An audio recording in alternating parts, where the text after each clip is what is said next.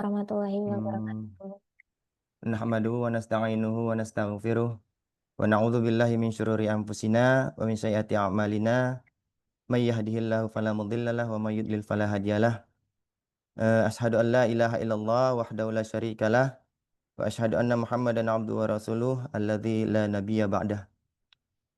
Allahumma shalli ala sayidina Muhammadin al-Fatihi lima ughliq wal khatimi lima sabaq wan nasiril haqqi bil haqq wal hadi ila siratikal mustaqim wa ala alihi wa ashabi haqq qadrihi wa miqdaril azim.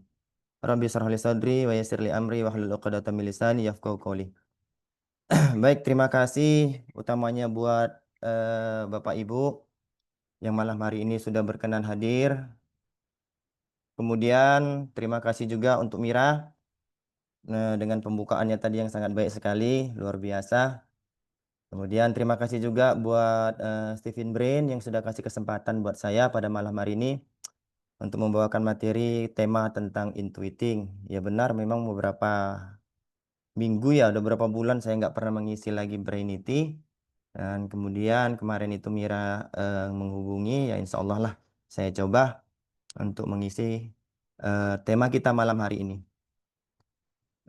Kemudian saya mau cerita dikit ini ya tentang latar belakang kenapa saya angkat tema kita malam hari ini adalah menavigasi krisis ala intuiting.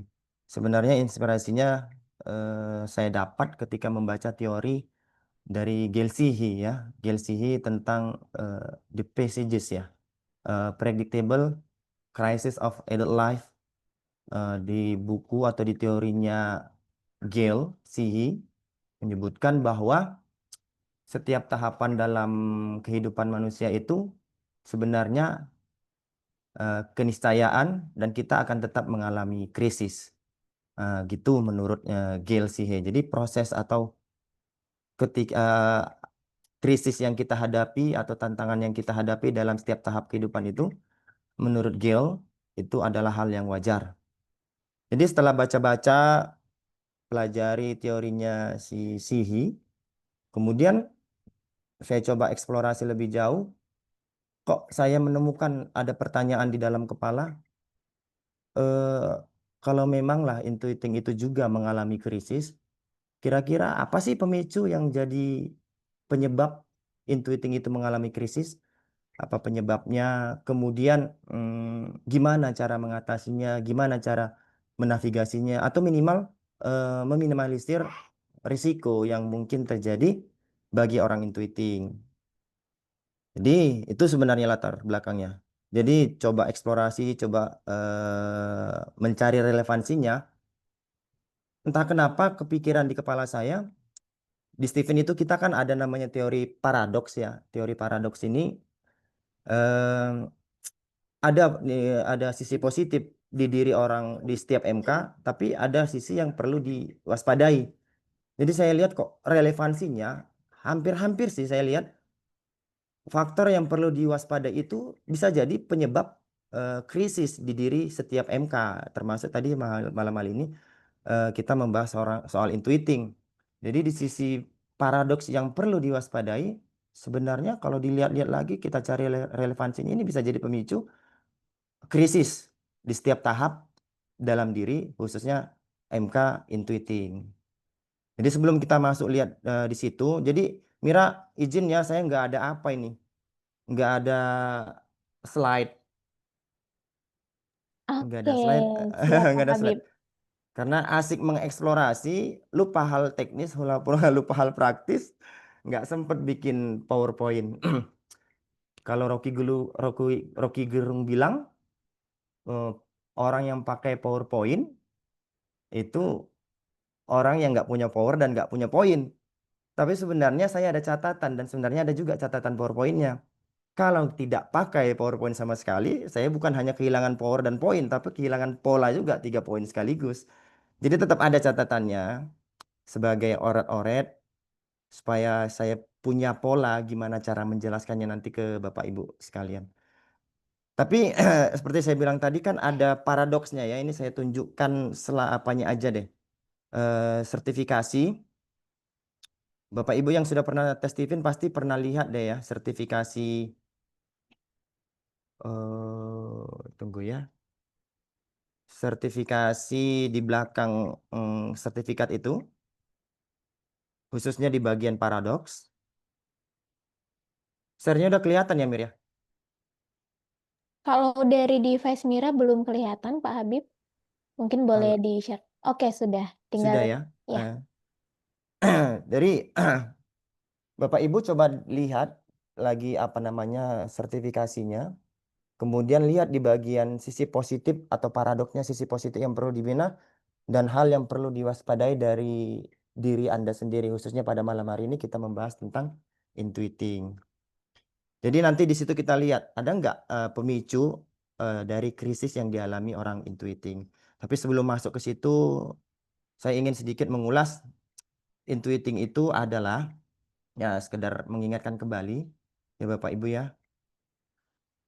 Intuiting adalah kecerdasan intuiting menunjukkan dominasi otak kanan atas atau otak kanan atas atau neokorteks kanan.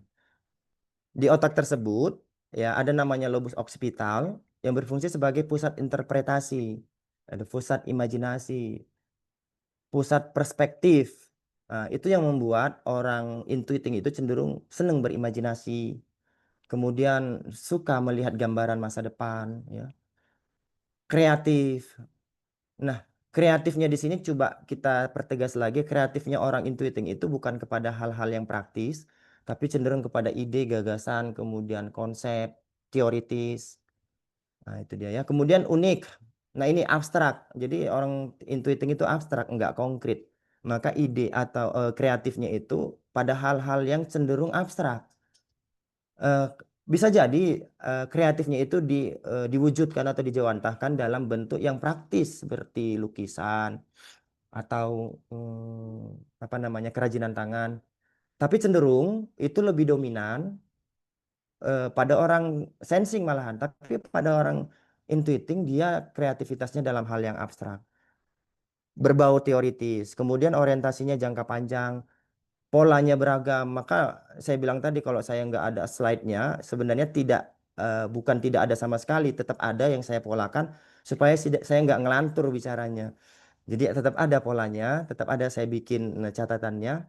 Kemudian banyak alternatif, banyak jalan menggunakan analogi dan metafora. eh, ini juga yang membuat orang intuiting cenderung lebih mudah memahami pelajaran dengan analogi dan metafora. Contohnya, intuiting itu sendiri ya, intuiting sendiri itu kadang saya memahaminya supaya mudah, itu dianalogikan seperti kayu. Maka orang intuiting itu apa namanya keras, asertif, tapi tidak sekeras orang thinking gitu.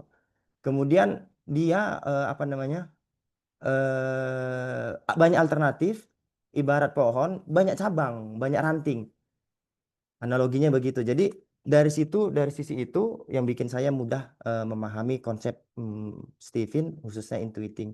Kemudian suka cerita fiksi, fokus hal besar dan strategis. Oke, kemudian, nah ini tadi kita masuk ke teorinya Gelsihi, bahwa di setiap tahap kehidupan manusia itu Gale atau Sihi itu membaginya dalam beberapa tahap. Yang pertama dia sebut tahap pulling up roots atau usia remaja antara 17 sampai sekitar 21-22 tahun. Itu fase awal melepaskan diri dari keluarga menurut Sihi. Kemudian ada usia 20-an, trying 20s. Kemudian ada decades 30s, yaitu awal 30-an.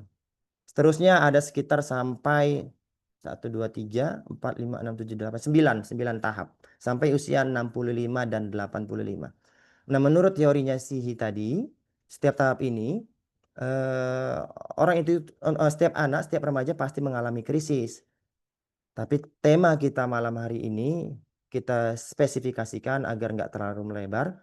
Khusus kita membahas tentang pulling up roots, yaitu usia antara 18 sampai 22 tahun. Ya, supaya nggak kemana-mana. Selanjutnya, apa itu pulling up roots? Yaitu fase awal kedewasaan. Ya, usia antara 18 sampai 22 tahun.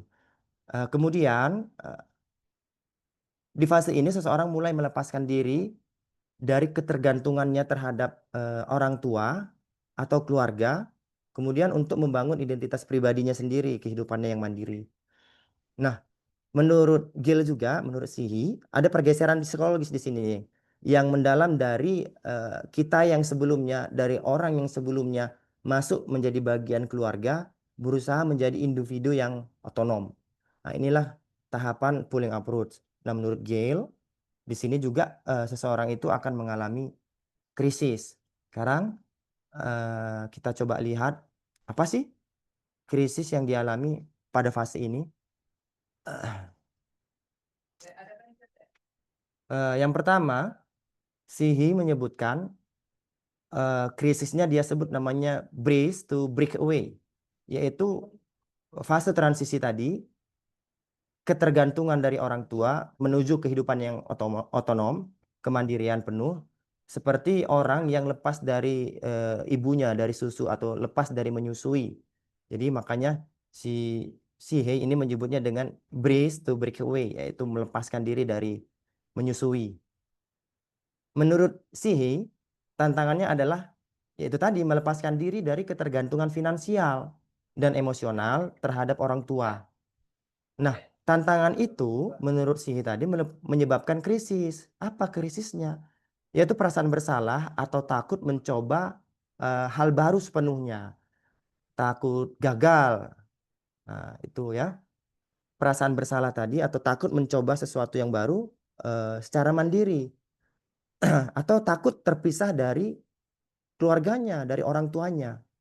Nah, sekarang kita lihat hasil eksplorasi ya, namanya juga eksplorasi ya. Saya coba sana sini saya lihat. Dan ternyata di intuiting itu ada paradoks yang bikin ini jadi pemicu. Ini jadi pemicu kalau orang intuiting itu tadi rentan terkena krisis pada fase ini tadi. Fase brace to break away. Apa itu paradoksnya? Coba lihat untuk khususnya intuiting extrovert ya, kita lihat di sini intuiting extrovert. Paradoksnya itu ide-ide besar di assembling, namun sayangnya ia bergantung pada mastermind-nya. Nah, ini yang jadi pemicu krisis. Poinnya adalah bergantung pada mastermind-nya. Jadi orang intuiting itu memang ada dorongan kuat untuk mandiri, tapi sayangnya ia bergantung pada mastermind. Nah, dalam hal ini saya melihat mastermind itu bisa jadi orang tua, keluarga, mentor, ya, yang menghalangi dirinya untuk sepenuhnya lepas, untuk sepenuhnya mandiri. Jadi krisisnya adalah pertarungan antara keinginan mandiri dengan ketidakmampuan melepaskan validasi eksternal dari orang tuanya tadi. Ada ketakutan orang intuiting khususnya ekstrovert ya. Nanti coba di teman-teman Bapak Ibu yang intuiting ekstrovert juga coba deh divalidasi. Ada ketakutan bahwa hal itu atau kita saat berpisah dari keluarga itu menghambat visi masa depan, takut terhambat, takut kecemasan tadi. Eh, Intuiting extrovert itu kan ada kalau sering Pak Farid itu bilang ada homesicknya, cenderung kangen rumah. Jadi mudah kangen, mungkin mungkin kangen masakan ibu, mungkin kangen dengan suasana rumah. Nah, inilah kalau saya lihat saya pahami mastermind ini yang jadi pemicu penyebab orang intuiting extrovert itu jadi homesick.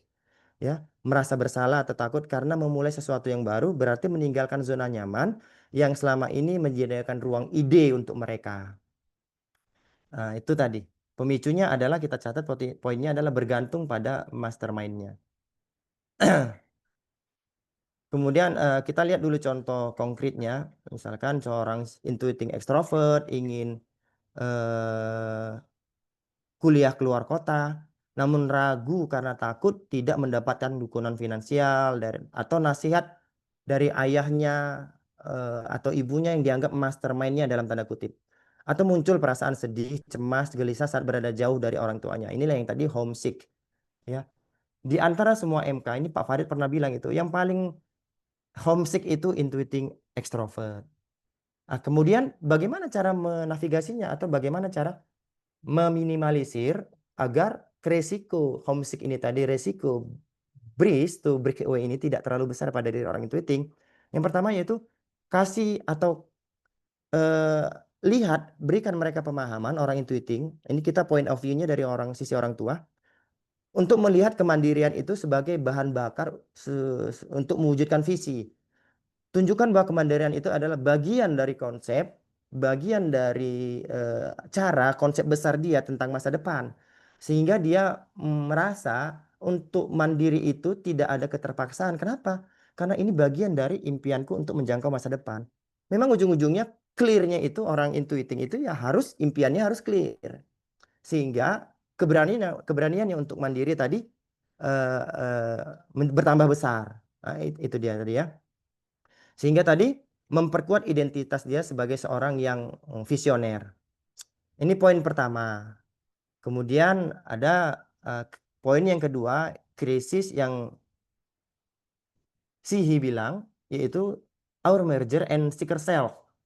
Yaitu krisis untuk menyeimbangkan dua kebutuhan psikologis antara merger ingin bersatu, ingin bergabung dengan komunitas tertentu, atau seeker self, mencari jati dirinya sendiri. Ah, eh, Keinginan menyimbangkan inilah yang menjadi pemicu krisis secara umum.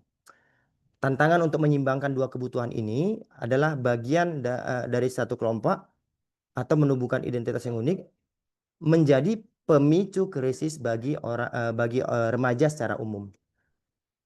Terus bagaimana bagi orang intuiting, apa ini juga menjadi pemicu krisis? Kita lihat ada paradoks di intuiting extrovert lagi. Ibarat detektif yang hebat, maka ia harus berjarak dengan lingkungannya. Eh, Paradoks ini atau poin ini yang perlu diwaspadai adalah berjarak dengan lingkungannya. Ini menjadi relevan atau menjadi pemicu krisis bagi orang intuiting. Pertama, saat mencoba orang intuiting ini kan dorongan untuk mencari ide, dorongan untuk mencari gagasan, itu sangat kuat. Jadi keinginan dia untuk bergabung ke dalam komunitas tertentu itu sebenarnya kuat. Tapi ada paradoks yang membuat mereka sulit untuk berinteraksi terlalu dalam. Kenapa? Karena dia sering berjarak dengan lingkungannya. Dia kurang bisa memainkan peran atau berpartisipasi penuh dalam sebuah komunitas. Dia lebih cenderung mengamati, melihat. Coba divalidasi ya ke orang intuiting extrovert. Kira-kira benar nggak itu? Orang intuiting itu cenderung melihat, mengamati, mengobservasi. Eh, Karena curiosity-nya atau kemauannya untuk mencari tahu itu sangat besar. Sehingga dia condong sebenarnya merasa merasa terasing di dalam sebuah komunitas tertentu itu. Kenapa? Karena intuiting itu sering mengidentifikasi dirinya itu berdasarkan ide-ide yang mereka yang unik. Jadi sering mengukur dirinya itu berdasarkan ide di kepalanya. Sering mengukur dirinya itu beyond dari masanya. Orang menganggap dia itu seperti ini loh, tapi dia menganggap dirinya itu lebih dari itu. Itu yang kadang orang sulit menerima orang intuiting dalam sebuah komunitas. Yang membuat mereka itu tadi merasa terasing meskipun berada di tengah keramaian. Sebenarnya dua kecondongan ini antara our merger tadi dengan seeker self, orang intuiting itu cenderung kepada pencarian seeker self, ya kan, daripada bergabung kepada komunitas. Tapi kenapa dia mau bergabung kepada komunitas itu? Itu tadi karena dorongan untuk curiosity-nya sangat besar. Nah, disitulah yang memunculkan krisis tadi. Orang sulit memahami dirinya karena dia mengukur dirinya terlalu tinggi. Sehingga terkadang akhirnya membuat merasa si orang intuiting ini identitas uniknya tadi tidak terekspor atau kepercayaan dirinya turun. Nah, itu krisis yang mungkin kalau kita lihat dari paradoksnya orang intuiting ini tadi, yaitu sering berjarak atau membangun jarak dengan lingkungannya. Contohnya begini, orang intuiting extrovert ya bergabung kepada komunitas tertentu, kampus misalkan begitu ya. Tapi nggak merasa cocok dengan obrolan orang-orang di dalam komunitas tersebut. Kok kok garing ya? Kok sebatas hal-hal praktis ya? Sementara orang intuiting itu cenderung membahas ide-ide besar, ya kan? Gagasan-gagasan. Sehingga dia tadi kembali lagi tadi merasa terasing dan tidak bisa menjadi dirinya sendiri. Ini yang Gil bilang, Sihi bilang, ada pertentangan antara ingin bergabung dengan seeker self, mencari jati dirinya sendiri.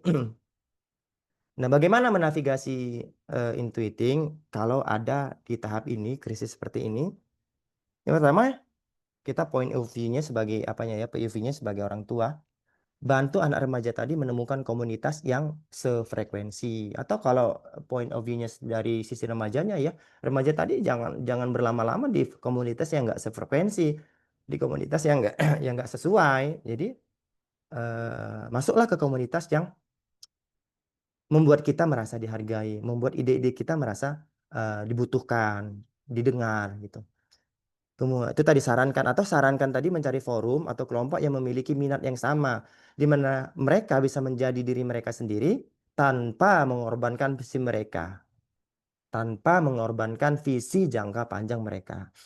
Nah, poinnya pemicu krisis intuiting dalam tahap ini adalah itu tadi, dia cenderung berjarak dengan lingkungannya. Bentar, bentar ya Mira ya, minum dulu.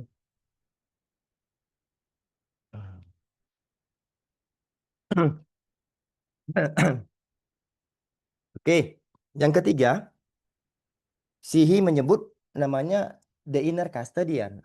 Apa itu the inner custodian?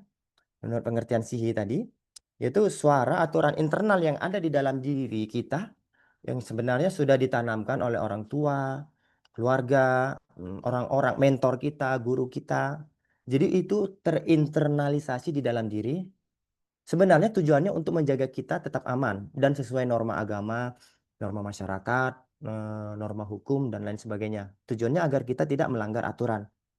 Nah, tantangannya menurut Sihi yaitu mengenali dan menyadari suara internal ini yang telah ditanamkan orang tua kita, keluarga kita, atau masyarakat kita, tapi akan memunculkan krisis ketika suara ini atau aturan ini terlalu membatasi. Kan kata kuncinya membatasi orang intuiting. Kenapa? Karena orang intuiting sendiri itu nggak senang terlalu dibatasi, nggak senang terlalu dikekang, sehingga menyebabkan rasa bersalah atau kecemasan di dalam dirinya. Ini kalau aku lakukan ini benar nggak ya? Benar nggak ya? Nah, oke, sekarang kita coba eksplorasi kira-kira paradoks apa di diri orang intuiting itu yang bikin atau yang menjadi pemicunya, pemicu krisisnya. Ada paradoks ini saya temukan di intuiting introvert malah ya. Itu sama itu seperti saya nih. Saya kan intuiting introvert. Memang agak agak keras kepala sih, Mbak. Ya, di diri orang intuiting introvert yang pertama terbuka dengan perbedaan, namun tetap keras kepala dengan keyakinannya. Nah, jadi sebenarnya orang intuiting itu ide, gagasan, perbedaan pendapat hmm, dari orang lain, kritik dari orang lain, bila itu sebatas ide, sebenarnya dia terbuka, nggak ada masalah. Tapi di satu sisi ada paradoksnya gitu loh. Paradoksnya apa? Dia sangat keras kepala dengan keyakinannya. Ini ini saya validasi sendiri ya. Ya Mira gitu nggak Mira? Agak keras. Ya ini saya validasi Betul, sendiri. Iya betul, saya Pak cenderung, Habib. iya saya sendiri cenderung keras kepala. Tapi nggak mau menjatuhkan ide orang lain. Nggak mau begitu. Saya nggak suka menjatuhkan ide orang lain. Ya biarkan ada idemu idemu. Kalau dalam agama apa? Lakum dinukum waliyadin. Bagimu idemu, bagiku ideku. Nah, gitulah orang itu gitu. Jadi nggak suka memaksakan idenya ke orang lain, tapi jangan paksakan idemu ke aku gitu loh. Jadi keras kepala dengan idenya tadi, dengan keyakinannya. Ini yang menjadi sumber krisis orang intuiting.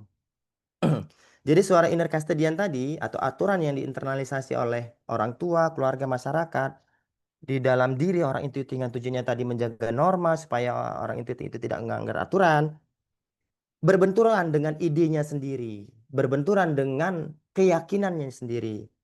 Nah, ini yang menciptakan konflik batin yang intens di dalam diri orang intuitif. Dia sulit eh,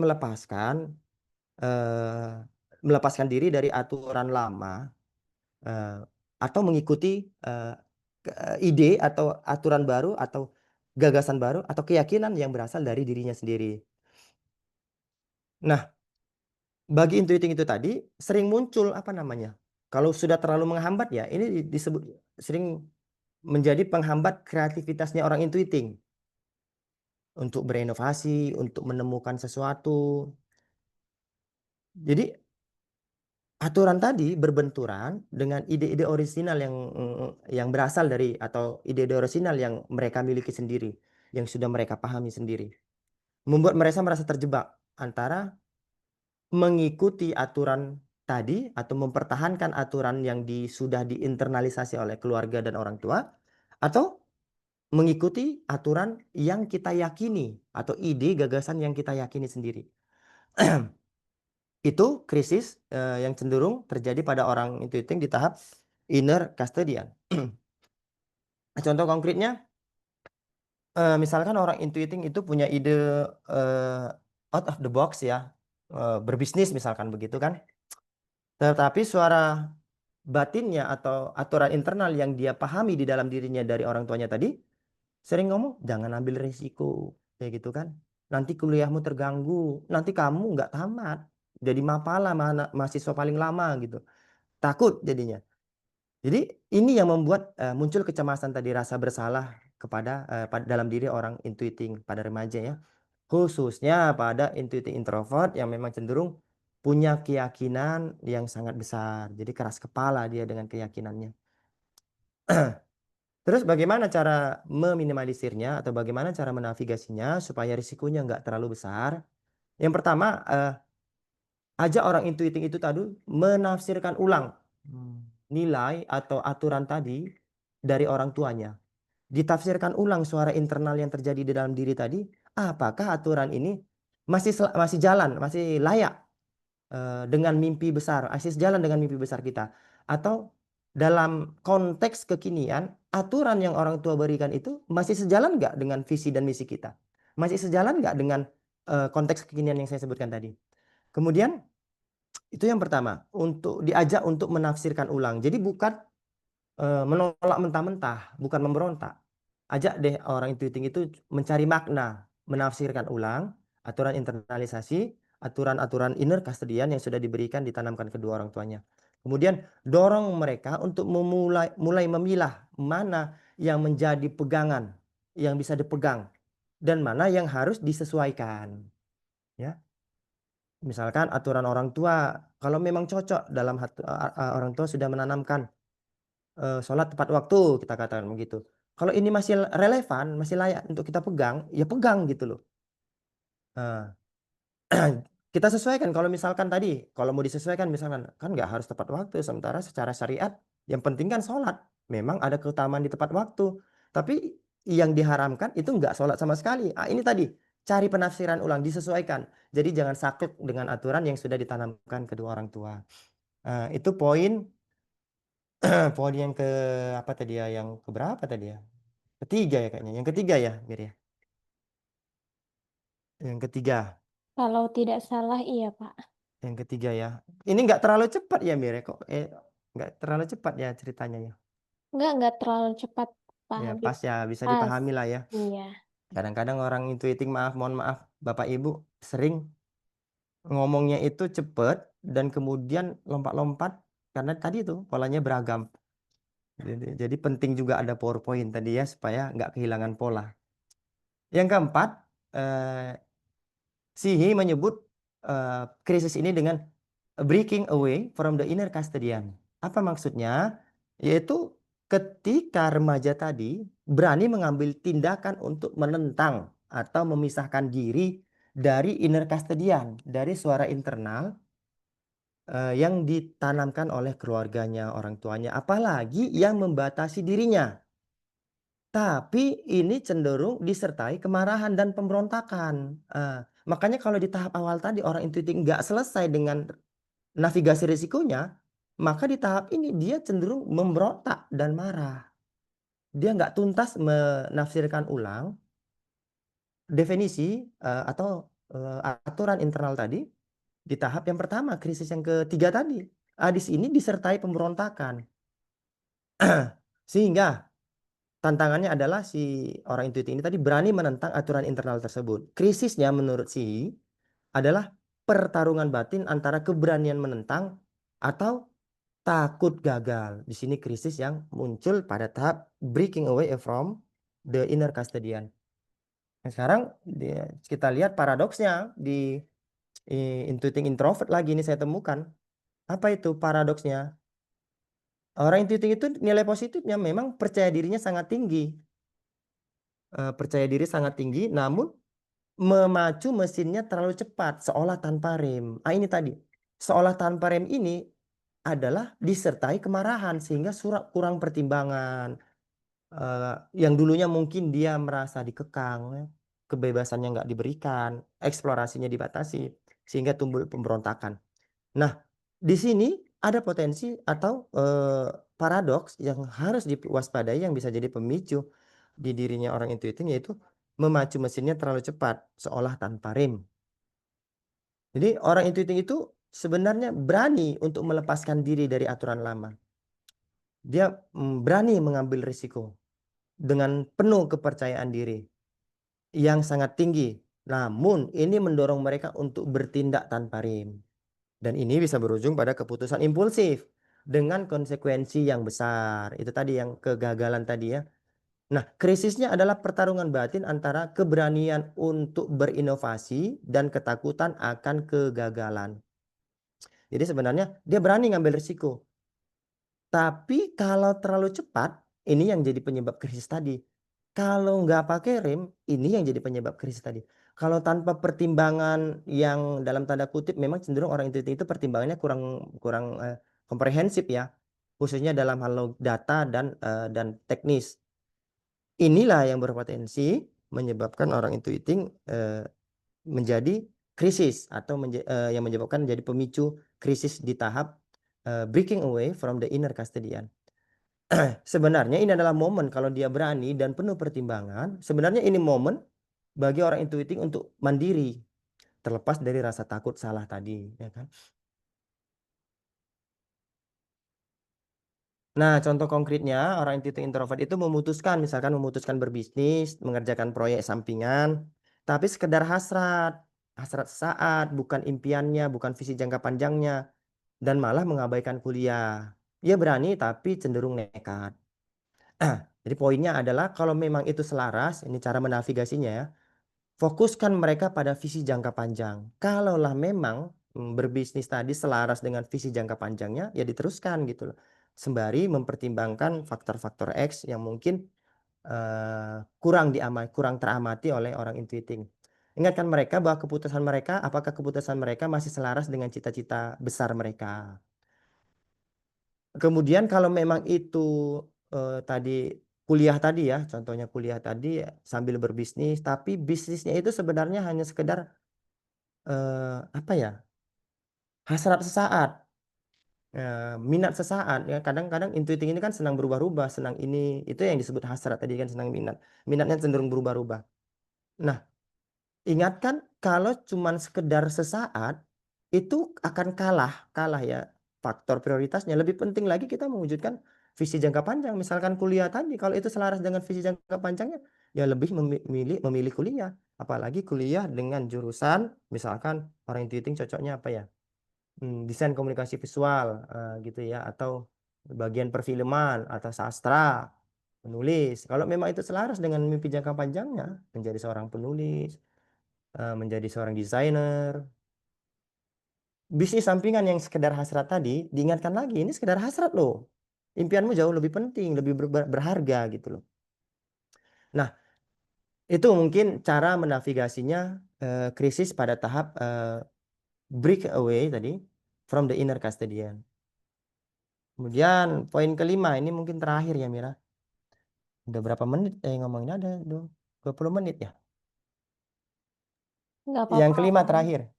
20 menit. Yang kelima terakhir, Sihi menyebut namanya a first solo flight.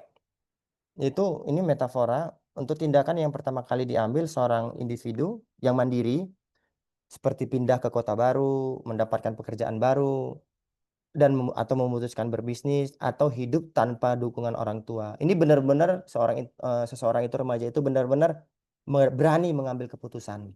Kalau tadi masih pertimbangan-pertimbangan batin gitu loh. Masih konflik-konflik batin. Ini sudah berani gitu loh. Pergi ah gitu loh. Aku mau coba mandiri, pindah ke kota baru atau kuliah di tempat yang baru, di kota yang baru. Nah, tantangannya tadi adalah berani mengambil langkah pertama untuk hidup mandiri. Menurut Sihi, krisisnya adalah rasa takut dan keraguan diri saat dihadapkan pada tanggung jawab penuh untuk pertama kalinya. Jadi krisisnya tadi adalah keraguan dan kaget itu, kagetan, kewalahan ketika tahu bahwa kehidupan mandiri itu tidak tidak seperti atau tidak seenak yang dibayangkan. Jadi dia ada kewalahan di situ. Setelah dia mengambil keputusan untuk berani, tadi keputusan pertama berani berpisah dari kedua orang tuanya, berani pergi meninggalkan kedua orang tuanya. Nah, apa paradoksnya? Ini saya temukan di Intuiting Introvert. Paradoksnya, nah poinnya adalah menjadi terlalu masa bodoh dengan lingkungannya. Ini orang intuitif introvert ini yang paling mungkin cenderung akan mengalami krisis seperti ini. Yaitu mahir membuat konsep, tapi juga menguasai pekerjaan hilirnya, namun menjadi terlalu masa bodoh dengan lingkungannya. Ini menjadi relevan dan menjadi pemicu krisis. Apa? Saat pertama kali hidup mandiri, sebenarnya dia sudah merancang kehidupan di masa depan kehidupan mandirinya akan seperti ini ya di dalam pikirannya, teorinya lah ya di dalam pikiran. Mereka fokus ini dengan visi konsep atau masa depannya, bahkan bisa mengeksekusinya secara hilir, tetapi Betul. mengabaikan hal-hal yang praktis.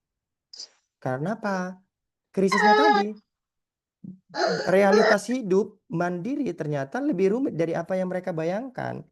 Jadi keberanian mereka itu hanya sebatas abstrak tadi. Mereka menghadapi realitas dari ide-ide abstrak yang selama ini di kepala mereka gitu kan. Mereka mungkin sudah memikirkannya bertahun-tahun, rencananya akan seperti ini, tempatnya akan seperti ini, kemudiannya suasananya akan begini. Tapi pada kenyataan mereka bingung ketika dihadapkan pada kenyataan atau overwhelmed ya kan, kewalahan. Kewalahan ketika menghadapi kenyataan, overwhelmed. Nah, contoh konkretnya Intuiting yang mengejar impiannya tadi dengan mulai berbisnis, tapi terkejut dengan tantangan praktis seperti mengelola keuangan, ya kan, mengelola customer relationship, mengelola birokrasi, ya kan, kemudian mengelola sumber daya manusia dan sebagainya. Contoh yang lain, Intuiting memutuskan untuk kos tinggal jauh dari orang tua, tapi mengabaikan aspek praktis dari lingkungan sekitar seperti aspek keuangan, kemudian memasak, ya kan, atau membersihkan rumah, mencuci pakaian, atau hubungan relasi dengan tetangga.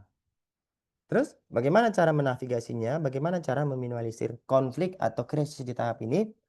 Yang pertama itu, kalau memanglah sudah di pikiran orang intuiting, bantulah orang intuiting ini, khususnya intuiting introvert, untuk mendaratkan konsepnya, ide-idenya dalam bentuk praktis. Ya kan, jangan hanya sebatas di kepala saja. Bantu mereka membuat daftar tugas harian, ya kan. Kemudian ingatkan lagi bagaimana mungkin ya sebenarnya orang intuiting itu bisa melakukannya karena tadi sudah ada di kepalanya cara melakukannya begini, cara melakukannya begini. Tapi cenderung akan kewalahan ketika dihadapkan pada kehidupan nyata. Nah, sebenarnya kalau kita ikut teorinya si Gelsihi ada 3 lagi ya. Tapi karena saya apa tadi ya Mira? Eksplorasinya belum sampai ke sana, itu ada 3 tahap lagi, keterbatasan waktu untuk eksplorasi lagi. Jadi saya cukupkan sampai di tahap kelima saja gitu aja Mir. Mudah-mudahan dipahami dan dimengerti. Oke Mira, saya kembalikan ke Mira. Oke, baik. Terima kasih Pak Habib untuk penjelasan lengkapnya ya tentang navigasi krisis untuk orang intuiting ya, menavigasi krisis ala intuiting bagaimana tadi sudah disampaikan ya Bapak Ibu oleh Pak Habib, garis besarnya tentang intuiting seperti apa dan terkhusus kepada intuiting introvert dan intuiting extrovert itu seperti apa. Nah ini, eee, banyak hal ya yang didapatkan termasuk Mira yang mendengarkan.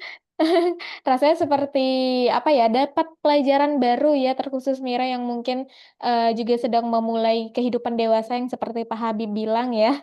Nah, ini sudah masuk masa-masanya juga ya. Nah, ini kayaknya, cocok banget ya materinya, apalagi khususnya untuk Gen Z mungkin yang hadir pada malam hari ini ya.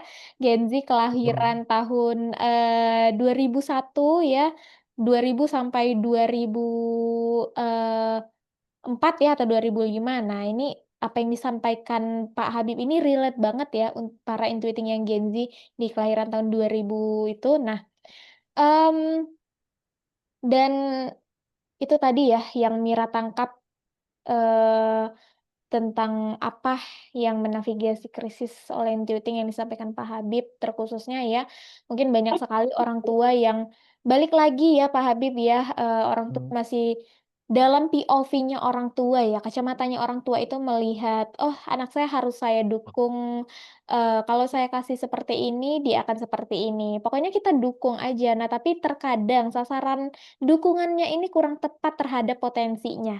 Nah, ini yang, seperti Pak Habib bilang juga ya, intuiting ini sangat menghargai sekali adanya perbedaan pendapat ya, tapi, Hmm. tetap kokoh gitu ya dengan pendapatnya Sendiri. sendiri gitu. Nah, ini juga yang terkadang ya menjadi dari POV Mira nih ya, juga sebagai intuiting ya, melihat mungkin para orang tua ya, orang tua milenial ya, kebanyakan nih orang tua milenial ataupun baby boomers ya terkhususnya juga itu udah lama sekali, tapi kebanyakan milenial ya, melihat, "Oh anak saya, mau saya masukkan misalnya ke bagian pemerintahan atau apa ya, yang mungkin itu banyak sekali, aturan-aturan ketat yang sedangkan intuiting ini, punya potensi, banyak sekali hal-hal alternatif yang bisa dia explore untuk mengembangkan potensinya ya. Nah ini yang mungkin masih menjadi banyak persoalan yang di lingkungan ya, di real life itu masih banyak sekali kita jumpai ya Bapak Ibu. Nah Hmm. ini, yang mudah-mudahan bisa segera diperbaiki ya, terkhusus untuk anak intuitingnya itu nanti kasihan ya Bapak Ibu, di balik kehebatannya itu ya, banyak kehebatannya, tapi jangan sampai, menutupi kehebatannya dengan POV-nya orang tua. Karena itu balik lagi ya, seperti yang Pak Habib bilang, jadi intuiting itu juga susah. Jadi ketika dihadapkan oleh real life ya, terhadap Hmm. mimpi-mimpinya terkadang tidak relevan ya Pak Habib ya. Apa Iya, ekspektasinya malahan. iya, Hmm. apa ekspektasinya, apa realitanya. Nah inilah yang menjadi, sebenarnya ini menjadi hal baru ataupun menjadi pembelajaran ya untuk orang tua yang punya anak intuiting. Jadi anak intuiting itu cara belajarnya itu di mana saja dan kapan saja. Jadi banyak-banyakinlah menambah wawasan untuk anak intuiting, bukan hanya sekedar pelajaran akademis, ya. Karena anak intuiting itu cara belajarnya learning by doing. Dia hanya cukup mendengarkan, dia sudah, secara garis besar teorinya dia sudah dapat. Apalagi kalau misalnya dia sudah dihadapkan dengan hal-hal yang teknis. Contohnya orang tua mungkin punya usaha ya, persilahkan dia untuk mempelajari semua tentang hal-hal teknis di usaha Bapak Ibu ya, yang mungkin, beberapa orang tua di sini ya punya usaha, tapi punya anak intuiting juga. Nah, itu bisa dikembangkan kreativitasnya dari, mmm apa namanya, dari usaha bapak ibu. Nah, jadi dia belajar banyak realitanya itu seperti apa, teknisnya seperti apa. Dari situlah dia belajar Bapak Ibu. Jadi bukan hanya dari teori aja ya, bukan hanya dari, hal-hal yang sifatnya akademis. Nah, jadi hal-hal untuk, terkait dengan teknis itu juga perlu sekali anak intuiting belajar. Jadi dia nggak kaget nanti menghadapi, "Oh, ternyata teknisnya seperti ini." Nah, Masya Allah banget ya Bapak Ibu, apa yang kita dapatkan dari yang Pak Habib sampaikan walaupun ya balik lagi dengan Pak Habib yang sebagai intuiting introvert walaupun bahasanya ada beberapa kosakata yang berat ya, yang, Hmm. teoritis ya. Nah, tapi, sejauh ini ya kesimpulannya banyak sekali yang mudah kita pahami. Tapi seperti inilah orang intuiting introvert ya Bapak Ibu. Jadi ketika menjelaskan, menjelaskannya tidak hanya sekedar kulit, tapi dalam sekali ya sampai ke akar-akarnya. Nah inilah, sempurnanya intuiting introvert. Tidak sebenarnya ingin sempurna ya, tapi secara tidak langsung orang lain itu atau lingkungan melihat dia sudah sempurna. Tapi, syukurnya atas kesempurnaan ini terkadang ada, merasa ketidakpuasan juga ya Pak Habib ya. Nah ini yang Hmm, apa namanya Pak Habib, sesekali harus diperhatikan ya terhadap hal yang kesempurnaan ini. Oke. iya. Nah, oke, baiklah Bapak Ibu ya. Ini karena waktunya sudah di jam 8:29 waktu Indonesia Barat. Ini pas sekali ya sebenarnya ya. Jadi kita punya waktu setengah jam ke depan untuk berdiskusi, tanya jawab ataupun sharing ya terhadap apa yang juga sudah disampaikan oleh Pak Habib. Silakan mana tahu ada pertanyaan, ada hal yang mungkin kurang jelas ketika apa yang disampaikan oleh Pak Habib, silakan ditanyakan ataupun ada hal yang mau Bapak Ibu sharingkan sebagai eh, orang tua yang memiliki anak intuiting ataupun sebagai personal yang memiliki personality genetik intuiting ya, silakan banget ya dengan catatan ya, 2 catatan. Yang pertama, Mira ulang kembali untuk yang pertama, Bapak Ibu yang ingin bertanya jawab, Mira akan maksimalkan 2 pertanyaan saja ya. Kenapa? Agar kita bisa memberikan kesempatan untuk para peserta lain bertanya jawab juga. Nah, jadi mudah-mudahan semua pertanyaan yang masuk dari Bapak Ibu pada malam hari ini itu bisa dapat terselesaikan dan tidak ada yang, tertunda harus kita bahas di Brainity Talk dengan tema intuiting selanjutnya. Oke? Nah, kemudian yang kedua, untuk Bapak Ibu yang ingin sharing, tanya jawab, ataupun diskusi ya, Mira akan lebih prioritaskan untuk Bapak Ibu yang bisa open cam dan juga open mic ataupun di antara salah satunya yaitu open mic ya. Nanti tinggal, reaction aja ya, tinggal kasih raise hand, nanti Mira akan lihat siapa yang duluan, untuk bisa open mic dan juga open cam ya. Jadi siapa yang raise hand itu akan lebih Mira prioritaskan dibandingkan dengan yang di room chat. Tapi kalau misalnya Bapak Ibu malu-malu ya ataupun ada kegiatan lain, kegiatan sampingan sambil mendengarkan Zoominar Brainity Talk ini juga nggak apa-apa, silakan disampaikan melalui room chat Zoom yang sudah tersedia, oke? Kalau begitu akan Mira buka, di sini Mira mau baca dulu ya untuk beberapa pertanyaan yang sudah masuk dari room chat Zoom. Dari Ibu Leli Aria mau nanya, Mbak Mira silahkan apakah mau bertanya open mic dan juga open cam, Bu Leli? Iya, selamat malam Mbak Mira, Pak Habib. Selamat malam Bu Leli, silahkan. Iya, ini mau nanya, kebetulan saya intuiting extrovert. Yang sering terjadi tuh kalau misalnya lagi berorganisasi nih atau lagi berkegiatan, misalnya ada yang nanya, idenya apa Bu Leli? Terus terang saya belum pernah langsung dapat ide gitu. Pasti apa ya, agak lama gitu. Mungkin karena saking banyaknya ide di kepala tuh jadi tapi gambarnya tuh nggak jelas. Nah, apakah memang, intuiting extrovert tuh harus seperti itu ya? Jadi harus lihat beberapa contoh-contoh dulu baru bisa, "Oh iya kayaknya, bagus begini, bagus begitu," gitu. Saya kira itu. Terima kasih. Oke, baik terima kasih Bu Leli atas pertanyaannya, bagus sekali ya. Nah, kita akan dengarkan tanggapan dari Pak Habib. Silakan Pak Habib tanggapannya. Banyak ide tapi nggak jelas ya tadi Mira ya.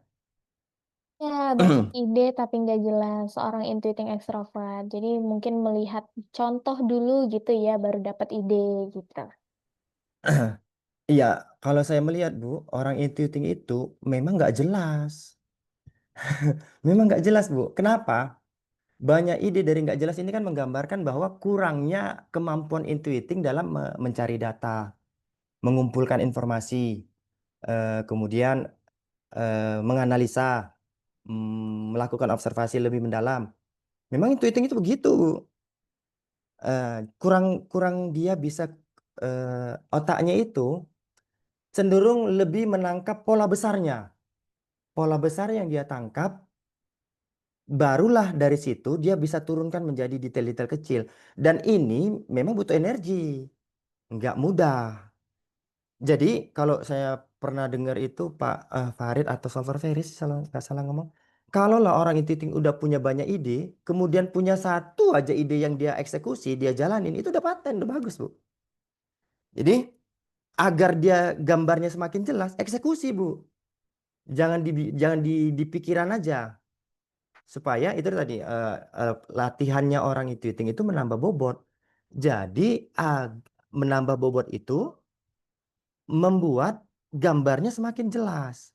Semakinlah orang intuiting itu bermanfaat buat lingkungannya. Jadi kalau hanya sekedar di kepala, sekedar imajinasi, walaupun banyak ide, ini yang bikin orang intuiting seperti disorientasi, nggak punya tujuan. Jadi kalau sudah punya satu ide, saran saya Bu, ya udah langsung eksekusi. Perkara dia sempurna atau tidak, memang ada kecenderungan tadi orang intuiting maunya sempurna ya. Ya udah eksekusi aja.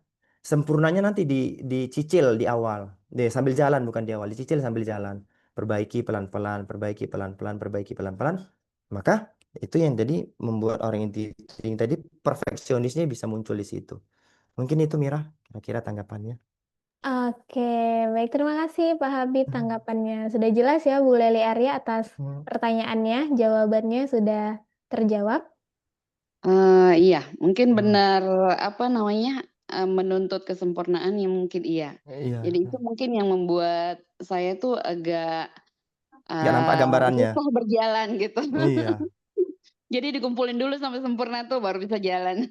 Iya, iya Bu, itu penghambat orang intuiting, khususnya intuiting introvert tuh itu begitu itu saya itu Bu. Berarti nggak salah kita Membicarakan sama diri Pak ya. sendiri ya Pak Habib ya. Iya, makanya udah deh jalani aja Bu. Iya benar. Nanti insya Apakah Allah ini ada juga hasil. Pak Habib? Iya Bu. Saya mungkin agak malas baca gitu ya. Mm-mm. Jadi lebih lebih suka mendengarkan gitu. Mm. Apakah semuanya seperti itu atau gimana? Saya juga Bu malas baca sebenarnya. Sama intuiting itu malas baca. Kenapa? Mengingat detail karena konsep membaca dulu ya di kepala saya orang intuiting itu mengingat detail per detail, bab per bab itu yang saya bikin malas baca dulu Bu. Kok saya gampang lupa ya dari bab satu. Di bab 2 bab satu udah lupa gitu loh. Nah, memang males. Tapi cara belajar orang intuiting bukan mengingat, Bu. Eh, dari judulnya itu kita tangkap dulu gambaran besarnya, polanya seperti apa sih ini. Kayak kayak kemarin saya waktu mencoba mengeksplorasi teorinya Gale-Sihey tadi, saya tangkap itu. Oh, setiap tahap proses ini sebenarnya ada kaitannya loh dengan intuiting. Saya lihat teorinya paradoks Stephen. Oh, sebenarnya ini jadi pemicunya intuiting. Nah, menghubungkan antara satu ide dengan ide yang lain. Nanti ketemu itu, Bu. Maka ketemulah rumus yang baru. Atau ketemulah, kalaupun nggak dikatakan rumus terlalu original ya, ketemu cara berpikir baru. Yang mungkin orang lain di sekitarnya belum dapat gitu loh. Atau belum menemukannya. Walaupun nggak original 100%. Tapi itu tadi. Minimal itu jadi pemahaman pribadi kita. Kalaupun kita tidak bisa menularkannya ke orang lain. Itu Bu. Jadi cara belajarnya dirubah. Eh, tangkap aja dulu pola besarnya, gambaran besarnya. Sehingga kita berminat untuk mencari detailnya nanti perlahan. Gitu Bu.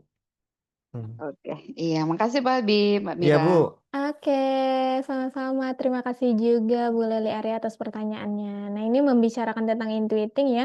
Pak Habib membicarakan tentang diri sendiri ya, membicarakan tentang Mira juga ya. Jadi, apa yang Pak Habib rasakan juga Mira rasakan gitu ya Pak Habib ya. Sama, Mira juga bukan bukan gak suka baca ya, tapi baca Iya. itu tergantung bukunya itu apa, tertarik Iya. nggak nih gitu, penasaran Heeh. nggak nih gitu. Tapi memang kalau seorang intuiting itu membaca kayak betul yang Pak Habib bilang ya. Jadi harus mendetailkan kata per kata gitu ya. Jadi ada mengeluarkan effort walaupun sedikit aja ya. Tapi Hmm. balik lagi ketika kita membaca, membayangkan Hmm. lagi ya Pak Habib ya. Jadi sambil Iya membaca, benar. sambil membayangkan baru dapat, oh ini nih maknanya, oh ini nih arti dari kata ini gitu. Nah makanya kayaknya eh, cara belajar paling tepat untuk intuiting itu memang mendengarkan. Jadi dari Hmm. rekaman-rekaman YouTube sambil mendengarkan atau sambil mengerjakan pekerjaan lain gitu itu kayaknya lebih efektif ya Pak Habib daripada harus membaca dalam Baca. satu Durasi yang waktu lama. gitu. Hmm. Benar dalam durasi yang lama. Oke, mungkin ini Hmm. juga bisa jadi pelajaran ya untuk Bapak Ibu dan teman-teman yang lain yang punya personality genetik intuiting. Oke, kita lanjut lagi ya ke pertanyaan ataupun sharing selanjutnya ini yang duluan raise hand dari Bapak atau Ibu Oki, silahkan dari Medan Intuiting Extrovert. Silahkan Bapak atau Ibu Oki, apakah mau bertanya, sharing, ataupun diskusi tentang intuiting pada malam hari ini? Seru sekali ya kayaknya ya membahas tentang intuiting yang penuh imajiner ya. Kalau intuiting introvert seperti yang Pak Habib bilang menyambungkan antara satu pola dengan pola yang lain kemudian mendapatkan pola yang baru. Itu Hmm. seperti kayak sama aja ya Pak Habib ya menciptakan kata murni ya, kreativitas murni gitu. Nah, Hmm. mungkin beda dengan intuiting extrovert yang mungkin tadi pertanyaan Bu Leli ya kan, kok saya susah ya? Nah, mungkin bisa jadi kayak kreativitas rakitan juga ya Pak Habib ya. Jadi tunggu ada kreatif Stimulus. bener. Nggak ada Nah, stimulus. oke. Nah, ini Hmm. Bapak atau Ibu Oki sudah open mic, silahkan. Iya, eh, saya Oki, Pak. Bapak Ibu dari Medan. Iya Pak, silakan Pak. Eh, saya kadang gini, eh, saya umurnya 39, jadi kadang saya merasa kalau saya itu memang nggak apa ya, suka memperbaiki di tengah jalan gitu. Modelan bekerjanya kayak gitu tuh. Kalau di kantor itu saya sering jadi kalau masalah berat banget gitu, itu tuh saya baru disuruh maju gitu kan. Dan kecenderungannya, kalau yang lain masih bisa Bisa? ngerjakan, udah nanti aja lah itu, Iya, biar iya. orang lain dulu gitu. Kalau udah mentok gitu nanti ada, bukan sombong sih ya, tapi lebih ke yang lain udah bisa kok, udah nanti belakangan aja. Terus yang kedua, sering ini, kayak kalau membuat sesuatu nih, kayak misalkan nih saya lagi piara cupang ini, padahal ada cara yang simpel, misalkan dengan cara simpel tapi kerjanya capek, saya memilih untuk yang teknologi tinggi, nggak apa-apa mahal di awal, tapi kedepannya saya nggak ngapa-ngapain gitu. Hmm. Apakah memang pola pikirnya seperti itu ya? Hmm. Terima kasih. Oke, Iya, baik. Terima kasih Pak Oki pertanyaannya. Kita dengarkan tanggapan dari Pak Habib. Silakan Pak Habib tanggapannya. eh tadi kalau nggak salah saya tangkap ya, Pak Oki. Poin yang saya dapat dari pertanyaan yang pertama yaitu cenderung sering membiarkan orang lain yang duluan maju gitulah ya kan. Nggak mau tampil di luar. Ini ini sebenarnya terjawab di bagian poin apa tadi ya yang saya katakan dia cenderung berjarak dengan lingkungannya. Nah, di dalam komunitas, di dalam lingkungan memang orang itu begitu. Dia lebih senang sebenarnya sebagai pemerhati sih Pak. Lebih senang sebagai pengamat daripada ditunjuk langsung sebagai untuk show off gitu loh, untuk tampil ke depan. Tapi bukan berarti dia nggak pinter, bukan berarti dia nggak bisa. Memang dia minatnya lebih kepada ngamatin daripada show off, daripada tampil. Ini orang kalau di film orang intuiting ini seperti apa lah ya? Seperti apa ya Mira ya? Yang nulis skrip ya, penulis skrip di belakang layar. Nah, jadi mengamati, melihat, tapi saat dibutuhkan sebenarnya dia udah dapet sih solusinya, apalagi intuiting extrovert ya, dia solvernya bagus sih ya kan. Udah dapat solusinya, cuman untuk dia nampil itu memang enggak banget lah bagi orang intuiting. Itu wajar, Pak. Tapi harus diwaspadai.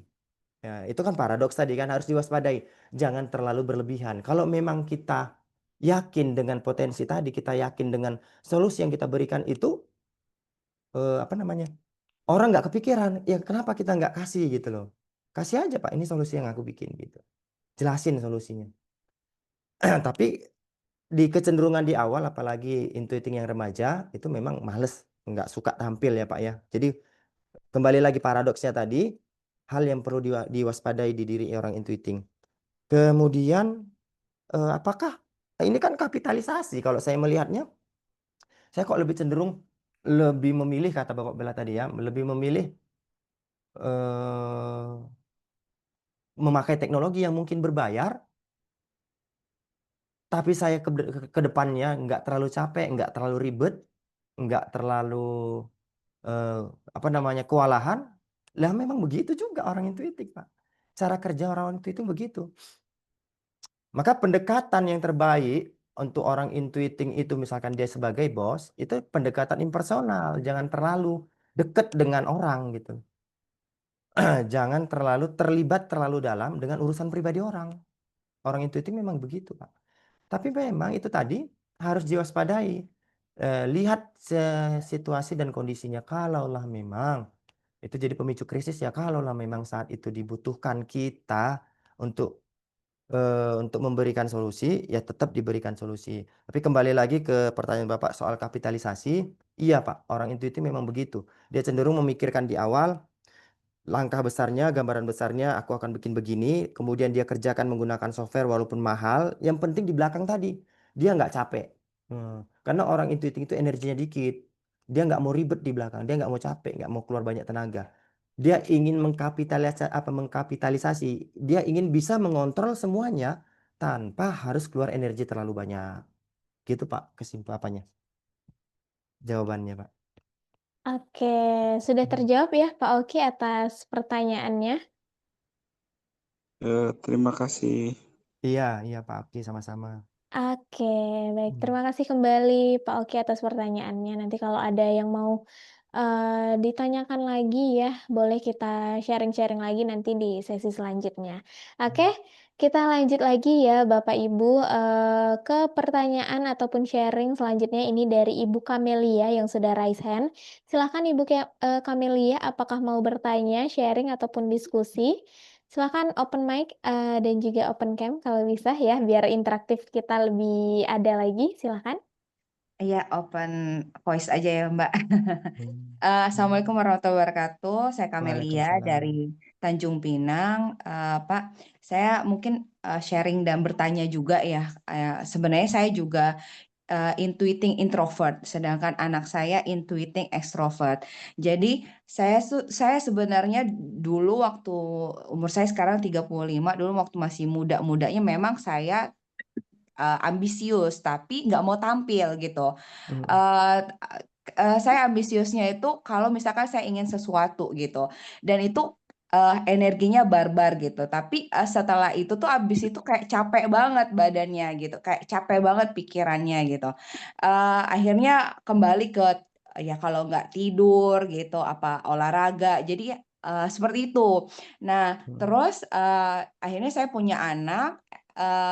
Akhirnya saya menikah dan punya anak. Akhirnya pada saat menikah pun jadi kayak saya kayak nggak butuh sama orang, kayak saya bisa apa ya, handle semua gitu loh, kayak nggak mau diskusi. Saya nganggap kayak orang itu kalau misalkan nggak seide sama saya malas diskusi, Pak. Itu tuh sebenarnya harusnya seperti apa ya saya menghandle diri saya sendiri. Kadang-kadang saya juga apa ya, introspeksi diri gitu loh. Saya nggak mau sebenarnya seperti ini, cuman kadang-kadang saya nggak butuh pendapat orang, kayak kadang-kadang gitu, saya ngerasa pendapat saya itu udah paling benar gitu loh. Nah, apalagi kalau misalkan banyak pertimbangan waktu mau menikah, ada beberapa teman yang info suami ini seperti ya, calon suami ini seperti ini, tapi saya punya pendapat sendiri gitu loh. Nah, dan akhirnya kejadian yang tidak mengenakan itu terjadi, dan akhirnya ya itu gara-gara saya juga tidak mendengarkan orang lain gitu, dan saya juga nggak mau pada saat saya tes anak saya, ternyata anak saya pun intuiting extrovert. Nah, saya nggak mau kejadian apa yang terjadi di saya itu terjadi juga sama anak saya, Pak. Nah, bagaimana saya menghandle itu? Menurut Bapak dan pandangan Bapak mungkin ada solusi untuk saya gitu. Itu aja, terima kasih. Oke, ya Bu, makasih Bu sama.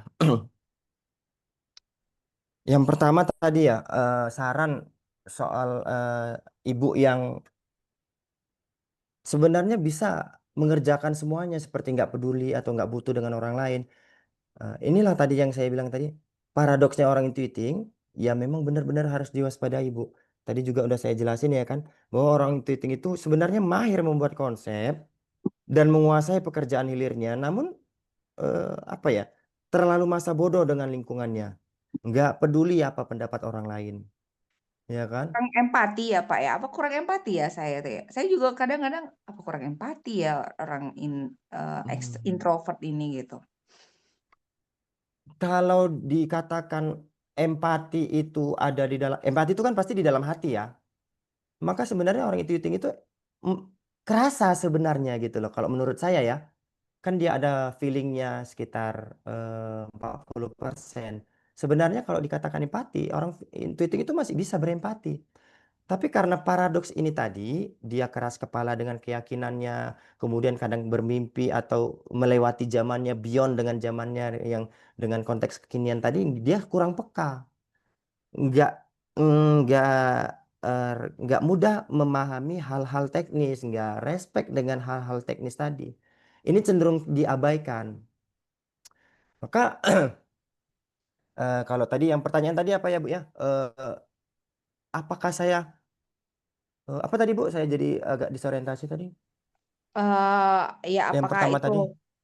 ya maksudnya itu tuh jatuhnya merugikan saya sendiri atau tidak Oh, ya? menjatuhkan. Jadinya kan saya kurang kurang mendengarkan. Sosial. Saya punya pendirian Mm, sendiri lah gitu, intuit, ah, rasanya gitu. Dan itu pun ujung-ujungnya saya tuh ngerasa capek gitu loh Pak. mm, Apalagi kalau misalkan saya menginginkan sesuatu itu harus dapat. Tapi saya nggak mau tampil gitu. Tapi mm, ujung-ujungnya dapat juga sih sebenarnya. Cuman kayak habis aja energinya gitu. Habis itu kayak kelelahan sendiri gitu. mm. Nah, oke. Masalah kelelahan memang orang intuiting itu kan tenaganya dikit sih Bu ya. Itu wajar memang energinya dikit. Eh, jadi setelah capek mengerjakan semua konsep, kemudian bahkan tadi kalau intuiting introvert sampai ke pekerjaan hilirnya, eh, mengandalkan tenaga ya orang intuiting bakal capek. Tapi kalau kita lihat sebenarnya kan ibu ini ada merasa krisis di situ ya kan. Apakah aku terlalu keras kepala? Apakah aku terlalu nggak peduli dengan pendirian orang lain, dengan pendapat orang lain? Nah, itu tadi orang intuiting itu sebenarnya terbuka. Maka yang saya katakan tadi fase krisisnya tadi, coba deh Bu, ditafsirkan ulang atau diselidiki lagi eh, perkara hal-hal tadi yang bikin ibu keras kepala. Bisa jadi ide atau gagasan orang lain sebenarnya bisa kita eksekusi, ya kan? Bagus sebenarnya. Tapi karena kita merasa ide kita yang paling bagus, kita eksekusi. Ujung-ujungnya kegagalan ditambah tenaga orang intuiting itu juga kurang. Maka di sisi kelemahan orang intuiting itu sebaiknya bermitra dengan orang sensing. Kemudian coba lagi menganalisa, mengobservasi ide-ide atau gagasan yang mungkin orang lain berikan. Itu Bu yang pertama. Baru untuk anak, tadi untuk anak saya lupa sih. Untuk anak apa tadi? Enggak. Anak aku intuiting ekstrovert. Nah, Heeh. itu kan sama-sama intuiting. Nah, saya tuh nggak bagaimana saya Heeh. menghandle anak saya agar dia juga nggak ngerasain hal yang seperti Oh saya iya, ini, iya. Pak, gitu. Iya, Terlalu ya. kekeh gitu. Heeh. Saran saya sederhana sih Bu. Pola asuh kalau orang tua ke anak kalau MK-nya sama itu kan eh, menambah deh, menambah. Oh iya menambah ya, menambah kalau saya nggak salah. Jadi saya membayangkan begini, kalau menambah itu maksudnya adalah apa yang ibu alami dulu atau apa yang ibu rasakan dulu, eh, hal negatif yang ibu rasakan, jangan sampai hal itu terjadi di diri anak di saat ini. Nah, inilah yang dimaksud dengan menambah. Kekurangan-kekurangan ibu yang dulu ditutupi atau ditambah, jangan sampai terjadi di diri anak. Sehingga potensi anak lebih dari potensi si ibu. Nah, tinggal begini Bu. Tadi coba Ibu lihat lagi soal hal yang perlu diwaspadai. Tinggal Ibu memahami lagi tes TV-nya tadi, konsep paradoks ini tadi. Coba deh, krisis ini mungkin juga akan terjadi di diri anak. Ya kan? Kita sudah punya petanya ini, Steven udah kasih peta. eh, Paradoks dengan faktor positif dan hal yang perlu diwaspadai. Ini petanya coba kita amati, kita pahami. Kita coba ulang-ulang, kita garis besar, kita tandain. Poin-poin itu kita catat, jangan sampai terjadi di diri anak. Nah, ini pola asuh terbaik kalau kita sebagai orang tua punya MK yang sama dengan anak kita. Itu Bu, saran sederhananya dari saya Bu. Itu kira-kira Mira. Oke, baik. Terima kasih Pak Habib tanggapannya dan terima kasih juga Bu Kamelia atas pertanyaannya. Mudah-mudahan terjawab ya untuk pertanyaan dari Bu Kamelia. Nanti kalau misalnya ada yang kurang eh, tepat lagi ya ataupun ada tambahan pertanyaan lagi, nah silakan nanti kita boleh sharing-sharing lagi di next session tentang intuiting. Terima kasih sekali lagi Bu Kamelia untuk pertanyaannya. Oke, ini oke. Oke, kita lanjut lagi ya Bapak Ibu. Ini sebagai pertanyaan terakhir kayaknya ya. Dari Ibu Vela, silahkan Ibu Vela apakah mau bertanya ataupun sharing dan diskusi. Yang sudah raise hand, silahkan untuk open mic. Kalau open cam juga lebih baik sekali ya, lebih bagus lagi. Jadi kita bisa lebih eh, interaksinya lebih dalam lagi. Silahkan Ibu. Eh, saya open mic aja ya, Mbak Mira, Pak Habib. Silahkan, Iya, iya. silahkan Ibu Apa Vela. ya? Iya, iya. Assalamualaikum warahmatullahi wabarakatuh. Selamat malam. Waalaikumsalam warahmatullahi Ini wabarakatuh. kebetulan saya MK-nya Intuiting Introvert. Anak saya juga seperti itu. Dan sekarang profesi saya kebetulan saya aparat. Tapi saya berasa gimana ya, kayak nggak sinkron aja dengan jiwa saya kan kalau aparat itu ada aturan ya, kayak Mm-mm. harus begini, harus begitu. Saya kadang kalau dibilang harus begini kan harus siap-siap gitu ikutin, tapi pemikiran saya tuh nggak gitu deh. Jadinya kayak gimana ya, Iya. sayanya kayak nggak nggak nggak sepaham. Jadi sempat pengen pensiun jadinya karena kayak saya nggak bisa ditekan gitu loh Pak, maksud saya Iya. di pekerjaan saya saat ini, profesi saya. Mm-mm. Dan selama profesi apakah memang kalau seperti itu bisa menyebabkan penyakit, kita jadi sakit kalau dipaksakan dengan mesin kecerdasan kita, tapi kita bekerja di tempat yang tidak sesuai dengan MK kita begitu.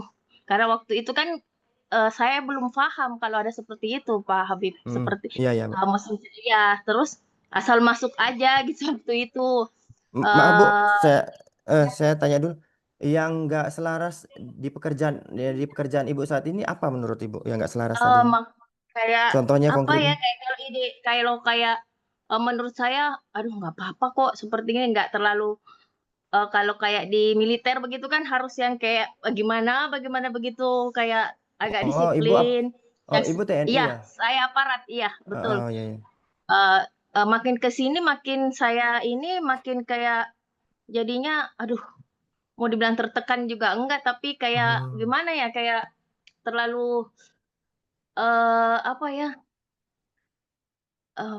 ya, maksudnya kayak jiwa saya kayak Lelah. enggak tereksplor di dalam, iya Iya, iya, iya. terlalu dikungkung jadinya, kayaknya kayak ya Iya. harus ikut komando inilah itulah, padahal ternyata jiwa saya enggak seperti itu. Mm-mm. Nah, kebetulan anak saya sekarang introvert intuiting juga. Dia mungkin karena lihat saya profesinya begitu, dia juga Pengen juga. pengen, tapi saya tahu dia seperti saya malah melarang, tapi dia tetap bilang mau ini itu, makanya saya bilang jangan. Terus yang pertama ini memang bisa menyebabkan sakit ya di diri kita, kayak stres ujung-ujungnya ke psikiater, nggak bisa apa menyebabkan seperti itu atau bagaimana.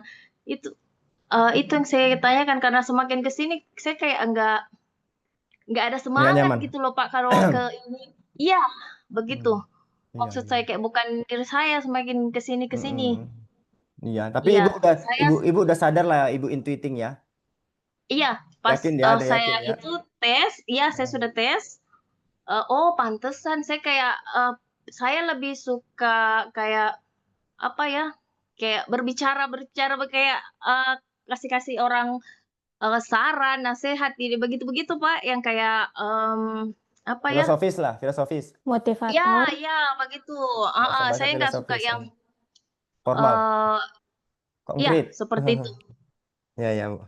Sedangkan kalau di tempat saya kan memang harus konkret ya, ini Iya, itu ini.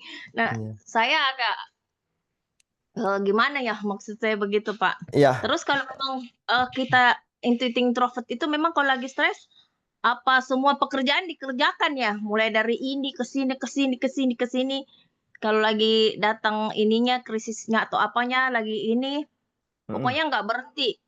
Pokoknya sampai capek, sampai lelah, habis itu sakit deh begitu. Iya, iya. Dan ini bagaimana cara saya larang anak saya karena dia ngotot karena kebetulan anak saya cowok, jadi dia mau tapi saya lihat sih memang kalau untuk tenaga dia kurang. Saya lihat dia dari sekarang karena kalau dia olahraga, pilih olahraga, asal dia udah tahu, udah pindah lagi ke olahraga lain. Udah ngerti, pindah lagi. Jadi dia nggak fokus Iya, ke satu olahraga dia jadinya. Dia udah ngerti, iya. udah tahu, udah pindah. Udah Hmm, pindah. Jadi nggak nggak nggak fokus ya. sampai mau nggak Terlalu, sampai mau terlalu, dapat terlalu banyak topi alternatif. atau ya pokoknya dia udah tahu udah kelar penasarannya udah dia begitu. Oke. Oke, oke, Bu. Karena Ibu, Oke, itu baik maksud Ibu saya. Vela. iya, iya, Bu. Iya, terima kasih Pak Di poin Mbak yang Mira. pertama, yang saya tangkap, intuiting bekerja atau berjalan tidak di karpet merahnya kan gitu ya, Bu ya. Seorang intuiting tapi jadi tentara. Ya, betul. Seorang intuiting itu poin yang saya tangkap ya. Sebenarnya Bu, kalau suami bekerja sebagai apa Bu? Sama tentara juga. Sama Pak. Iya. Sebenarnya kalau nggak mungkin saya sarankan udah Bu keluar aja kan gitu kan nggak mungkin kan. Tapi gini yang mau saya tangkap Bu, se sesempit-sempitnya, tertekannya orang intuiting dalam sebuah kondisi, saya ingat kata Pak Farid, pasti ada tetap itu presentasinya 20-80. 80 lah kita katakan kita di kondisi yang benar-benar terjepit. Tapi ada 20 kita sebenarnya masih bisa explore gini loh, masih ada waktu 20%. Nah, ini saya ingat Bang, ini saya jadikan patokan juga sama kehidupan saya pribadi. Pelan-pelan Bu, cari ruang-ruang yang 20% ini kembangkan gitu loh. Kan di tentara itu pasti ada bidang-bidang yang intuiting kita kepake banget gitu loh. Intuiting kita bisa kita berdayakan gitu loh. Nah, kalau memang 20% kita masih ada ruang-ruang untuk berdaya guna atau berekspresi, bereksperimen, bereksplorasi, mulai dari situ dulu Bu, mulai dari yang 20%. Nah, pelan-pelan naik 30%, pelan-pelan naik 40%, lama-lama yang 80% itu hal yang gue banget, yang sesuai diri kita. Tinggal yang 20% tadi yang nggak sesuai kita. Nah, kalau di tentara katakanlah begini. Nah, Di 80% suatu saat mungkin kondisi ibu di bagian apalah gitu yang ya saya kurang memahami ya. Di bagian itu orang intuiting itu yang iya. kepake banget. Udah 80% di situ. Tinggal 20%. Ini udah ideal, Bu. Nah, nggak mungkin ibu keluar, berarti mulai dari hal kecil-kecil aja coba Bu, eksplorasi di 20% ini tadi. Nah, itu tadi poin yang pertama. Yang kedua, untuk anak, ya sama seperti jawabannya itu, kita menambah. Kalaulah memang ibu merasa si anak ini sebenarnya nggak cocok loh seperti aku, ini kan kita udah tahu loh, ke depannya kamu bakal seperti ini kalau ikut jalanku. Nah, tinggal Bu, tinggal temukanlah hasrat si anak ini tadi. Gali terus apa yang jadi impian dia. Kalau memang ibu nggak sepakat karena ibu udah tahu ya kan, coba eksplor lagi. Apa sih minatnya? Atau pola asuh ke anak intuiting itu kan stimulus. Dia nggak bisa ditekan, nggak bisa dipaksa Bu. Misalkan kalau ibu dia pengen misalkan jadi apa deh ya, jadi penulis. Iya, ibu stimulus misalkan eh, sekolah atau kursus menulis. Atau kalau ibu pengen dia jadi desain grafis, ya mulailah di rumah belikan krayon, beli buku gambar, atau dileskan mewarnai atau dileskan menggambar. Anak ibu berapa tahun ini Bu? Halo Bu? Iya Pak, 13 Oh, Pak. oh, Ada yang remaja lah 11, berarti ya. ada yang 13. Iya, yang Sam intuiting 13. Iya, Iya, jadi itu Bu, mulai dieksplor sehingga dua-duanya. dua-dua intuiting. Jadi Iya. Bu, mulai dari dieksplor sehingga intuiting ini impiannya clear, impiannya selesai. Jadi masalah yang Ibu bilang tadi sering berubah-ubah, itu memang masalahnya di intuiting yang nggak clear impiannya Bu. Dikelirkan dulu, dituntaskan. Sehingga orang intuiting itu memang bergerak kalau impiannya jelas, Bu. Nggak berubah-ubah lagi dia kalau impiannya udah jelas. Nah, itu Bu, saran dari saya. Clearkan dulu impiannya orang intuiting, jadi nggak gampang berubah. Jadi dia nggak gampang, nggak ikut seperti apa yang kita inginkan. Misalkan nggak pengen jadi tentara, kalau dia punya impian pribadi sendiri. Nah, begitu Bu, kira-kira jawabannya, Oke, Bu baik. Vela. Terima kasih Pak Habib untuk Oke. tanggapannya. Terima kasih juga untuk Bu Vela atas pertanyaannya ya. Iya, Mudah-mudahan terjawab oke, ya Bu terima kasih Vela banyak. Iya, iya, pertanyaannya. iya. Iya, nanti kita bisa sharing-sharing lagi ya Bu Vela di Brainy Oke, Talk iya. tentang intuiting di minggu-minggu selanjutnya ya, ditunggu. Nah, jadi mungkin anaknya juga bisa dilatih ya Pak Habib ya, kalau misalnya tentara itu kehidupannya bagaimana. Nah, suruh dia trial dulu kali ya, sampai kapan di titik dia kayak, ini konsisten nggak nih kamu bisa seperti Oh ini iya, gitu. bisa ya, Nah, seperti itu ya ya. kan? Nanti kan Dikit-dikit dia dulu akan Iya, ya, Mira benar. ya. bener. Saya Eh, ngikutin dulu dia, memang Ya, saya ikutin ya. Mau kemana dulu? dikit-dikit. Sampai Iya. dia Oke, ketemu minatnya. oke, Maaf baik. ini Kak Habib, kalau yang untuk explore yang tempat saya 20%, kebetulan sebenarnya memang saya sudah dapat. Tapi itu tidak boleh ditempati oleh wanita. Jadi Oh. iya, dan kebetulan itu tempat suami saya juga, dan memang untuk perempuan agak jarang sih, ada sih beberapa, cuman mungkin agak agak pangkatnya lebih di atas lagi, Iya, begitu. tetap semangat, Cuman Bu. dan jarang, jarang banget, iya. Eh, Dan cocok Intuiting itu enggak. ini sama yang disematkan tadi. Saya lihat intelijen, iya. Kalau saya lebih ke situ, cuman eh, wanita kalau di tempat saya agak jarang, bukan jarang sih, kayaknya nggak ada deh Oke, oke, Ya, baik. tempat dieksplor saya, lagi, Bu. gitu. Ya, Intuiting itu nggak pernah Iya, buntu idenya, Bu. iya, iya, oke. Terima kasih Bu Vela. iya. Terima kasih banyak. Iya, Iya, kami Iya, Bu. bisa mendukung aja ya Bu Vela ya. Iya, Dibanyak-banyakin healingnya aja biar bisa biar bisa biar nggak stres menetralisir. ya. Iya, benar. Hmm. Oke, terima kasih sekali lagi untuk Bu Vela atas pertanyaan terakhir kita pada malam hari ini ya tentang intuiting dan juga sharing-sharingnya ya bagaimana sebagai as a personal yang memiliki personality genetik intuiting ya yang bekerja yang tidak sesuai dengan mungkin potensinya intuiting kebanyakan ya. Walaupun ada juga beberapa potensinya yang terletak di situ, nah tapi mungkin cara kerjanya aja yang berbeda. Nah, oke, mohon maaf sekali Bu Eni dari Jayapura ya, teman promotor kita, karena waktunya kita sudah terbatas ya.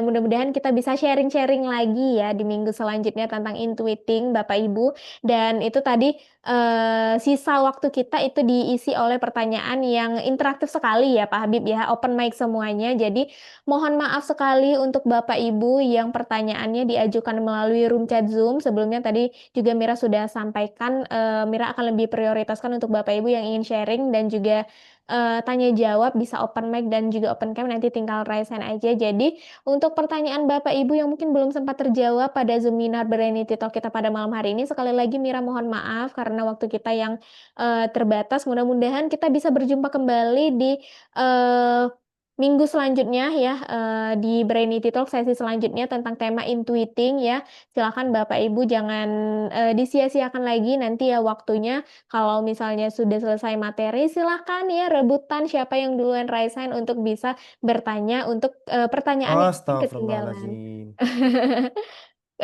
Oke, baik.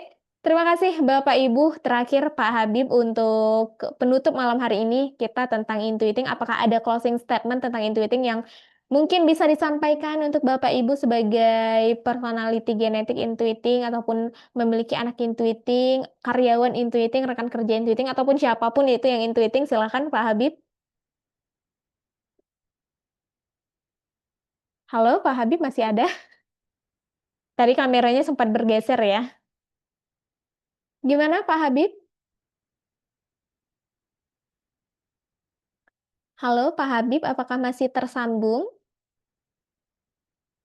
Apakah dengar suara Mira? Nah, jangan lupa ya Bapak Ibu yang mau tes Tivin, yang belum tes Tivin mungkin orang tua atau siapa ya yang belum tes Tivin, silahkan tes Tivin, dicari promotor Tivin terdekat dari lokasi Bapak Ibu semuanya melalui link berikut ya. Sudah Mira bagikan melalui room chat Zoom. Jangan lupa untuk tes Tivin bersama promotor Tivin yang ada brain-nya. Oke?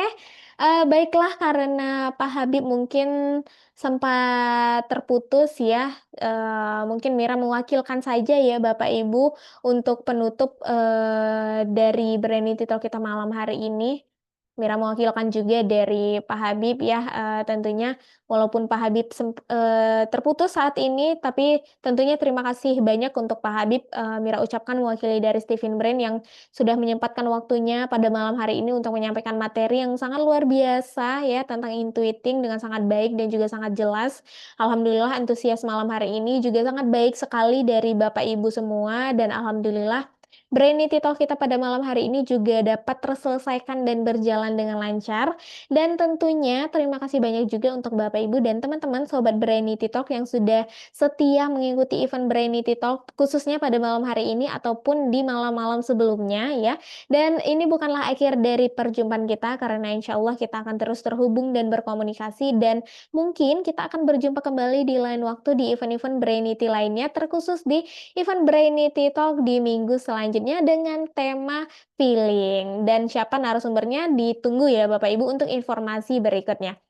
Baik, dan tentunya Mira juga ingin mengucapkan terima kasih untuk Steven Brain yang sudah memberikan Mira kesempatan dan juga kepercayaan untuk menjadi MC di Brainity Talk pada malam hari ini. Dan kesempurnaan hanya milik Allah, Mira selaku MC pada malam hari ini dan juga mewakili Pak Habib.